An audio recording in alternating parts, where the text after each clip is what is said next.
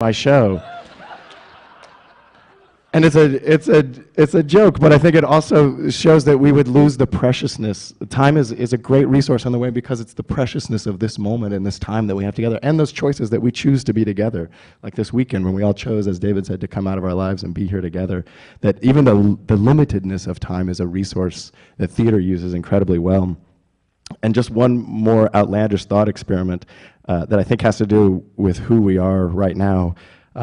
When I think about plastic surgery and genetic engineering, sometimes I wonder, what if, I just had a baby too, like, what if scientists somehow made it possible to select what race we wanted our children to be? That you could turn on certain genes or other things, if you could turn these things on and off, and what if you could like just select to be a different person for a weekend or for a week? You know, it's funny, we're gonna have panels on diversity. Like, what race would you choose to come as to a panel on diversity? And again, I think it points to the idea that who we are is what's precious, that it's the resource that we have. When I was thinking about these ideas and trying to edit what I was going to say, I was like, oh, these ideas are too stupid, and it sort of scared me to share the freakiest ideas, but I also sort of like to just try and be myself as much as I can, and I sort of delight in the risk. And so I wanted to speak from some of these stranger thoughts too. So to close, I want to ask you to do one more thing for me. I want everybody to reach out and touch the people that are next to them. It's all right, that's nice. So I want you to record for yourself what that's like. For me, especially because of the conversation we just have, it's scary. We were like, we're never gonna do this again. We're never gonna speak on any panel. So now I just want to say, because of the values that I hold, because of that, at the center of these things, of live performance, of audience interaction, of ensemble, I think is a belief that I believe that we all share, is that each of us has something interesting to say, and we all want to listen to one another. And so now, hopefully, I'm going to recede from this panel and just be in the audience and listen to all of you for the rest of the weekend. So thank you so much. Thank you. Let's just keep moving right down the line.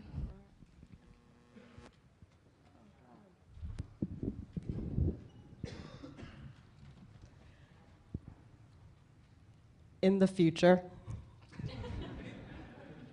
this will probably all be underwater. Old definitions will be drowned out, and new and buoyant ones will float. The term, the idea of theater, will encompass the full spectrum of performance and its possibilities. It will include dances without people, actors without words, visual art installations, object theater, high technology and gaming, choose your own adventures, one-on-one interactions, flash mobs, high sensory interactions, neurobiological experiments, rock concerts, radio shows, Broadway spectaculars, stories told in living rooms and firelit caves, full and all-consuming environments that will engulf you, one-minute gestures that will change you. The work in the future, and perhaps now, will be idiosyncratic, expansive, and could not be replicated in any other experience, in any other medium. It will not replicate reality, but instead turn it on its head to tell its deepest truths. In the future, there will be no titles of playwrights, directors, actors, designers, producers, managers. There will be theater makers. That will all be allowed, that would be all that is allowed on a name card, theater maker. People you meet will be a writer slash designer, a director slash master electrician, a sculptor slash actor, a funder slash actor, a cook slash dramaturg, a plumber slash poet. I think about the work of Richard Maxwell and Yongjin Lee and Guillermo Calderon from Chile, who at first glance are writers slash directors, you know, the traditional mapping of what it is to be an artist now. But to me, they are instead theater makers, creating total experiences of theater that cannot be recreated anywhere else in any other setting. The notion of authorship and sole authorship will change rapidly and completely. Theater will be made in duos like Big Dance Theater's Annie B. and Paul Lazar, in trios like Alec Duffy and Rick Bernhardt, and Dave Malloy and 3 pianos, and ensemble and collectives like the Rudmecks, like Universes and City Company, where you will not be able to edges of creation, generation, or execution. It will all be one. Theater will be performed and generated by machines, like what's happening in New York right now with director Annie Dorson with Hello There, or Hello, Hi There. It takes the television debate between Michel Foucault and Noam Chomsky from the 70s, and it takes it as inspiration and material for dialogue between 2 chatbots. Every evening, these computer programs are designed to mimic human conversations and to perform a new and improvised live text. That's all that's on stage, computers or chatbots. Theater will be performed by audiences, as in Rodozaza's Etiquette, where 2 participants sit across each other from a cafe table, listening to each other, performing object theater, and participate in the enactment of a narrative, or in Gob Squat's Kitchen, where the company's attempt to recreate Andy Warhol's underground movies. By the end, the 4 performers are replaced by 4 audience members on the stage, and they participate in this quirky meditation of the unknowability of the past and the optimism for the future. Theater will be made by and for audiences. They can create and choose their own narratives, like in Sleep No More, which is coming to New York in March, where 300 audience members will roam a 93-room installation based on the Scottish play, where they will chase after characters, follow plot lines, roam around in Lady M's closet, inches from Lady M herself, and open drawers and read and interact and just connect. And more significantly, I think that we are at a sea change in terms of what is perceived in the theater as us, the makers, the producers, the artists, versus them, the audience.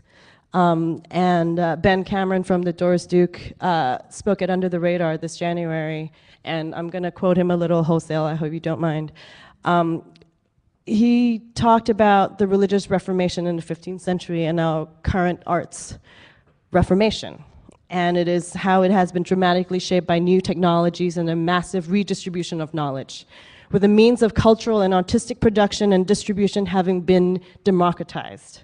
There's a term called the proams, which Diane Ragsdale talked about briefly today, who are doing work professionally, a group who are expanding our aesthetic vocabulary, even as they assault our traditional notions of cultural authority and undermine the assumed ability of traditional arts organizations to set the cultural agenda.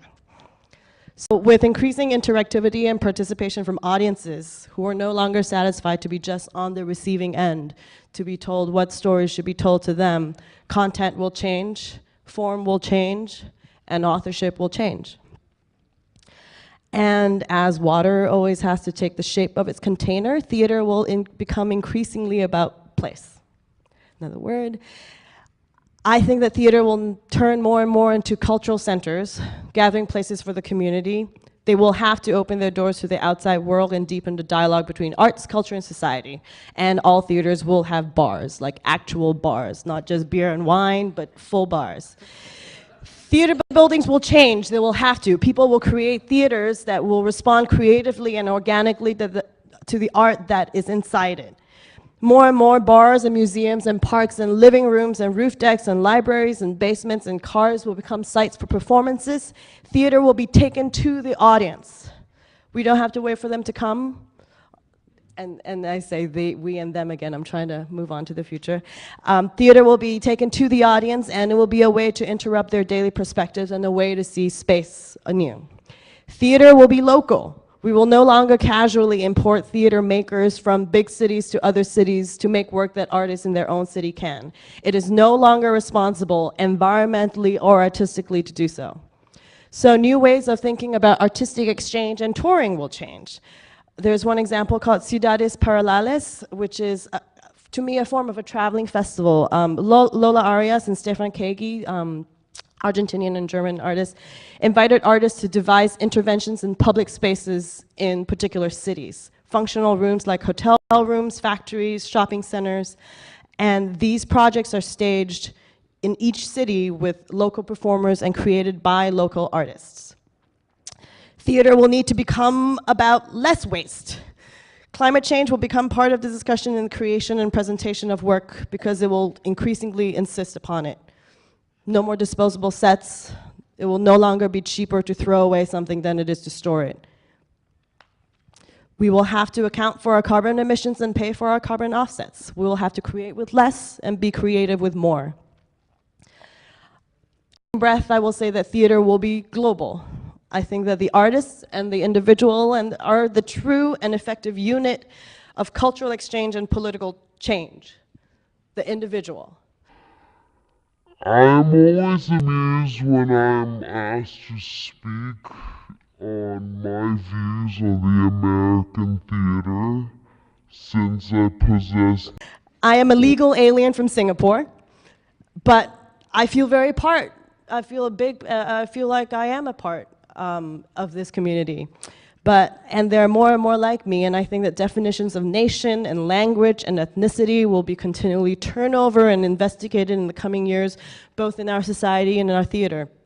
I believe that borders, both artistic and national, will become increasingly porous as artists move in and out of countries and cities and theaters. Reflecting a very global and interconnected world, I just hope that the immigration and tax systems will be able to keep up and change fast enough.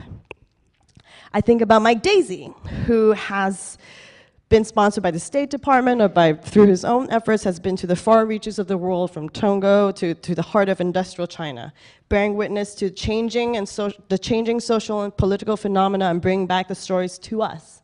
One person, one unit, and his examinations and his observations have made the political stories personal. I think about the recent developments of our friends from Belarus Free Theater, who have brought us their stories of hope and of oppression from their country, having escaped under the cover of night to perform their piece in New York this January, being Harold Pinter. And with their performance that juxtaposed Pinter's Nobel Prize speech, scenes from his late plays, and testimonies from the Belarusian political prisoners, they shed light on the effects of the authoritarian regime of Lukashenko. And it is truly, truly humbling to contemplate this, that these are artists, and this is a quote from the New York Times, that these are artists who are literally willing to die for their art. Theater is their activism, and it is their protest. It is, but ultimately, whatever their story is, it is their performance. And being in the same room as these astonishing artists, that you can feel how theater can actually move a body politic one room at a time. And so as we reel from talking about changes and institutions and economic models and funding and diversity in the coming days in these conversations, which I'm looking very forward to, I hope that we'll always remember to start with the art. This art form that is immediate and expansive, nimble, mythical, one-on-one, with the power to change and be changed. And as we talk about the future and hurtle towards a period of uncertainty and opportunity, I believe we will always still crave to be in a room with other people, with bodies sweating in a room. Stories will always need to be told. Audiences will always be in the performances where they will crave to ask to be still and to be present and to drown out the din and the chatter of the outside world and to gather and to listen deeply. Thank you.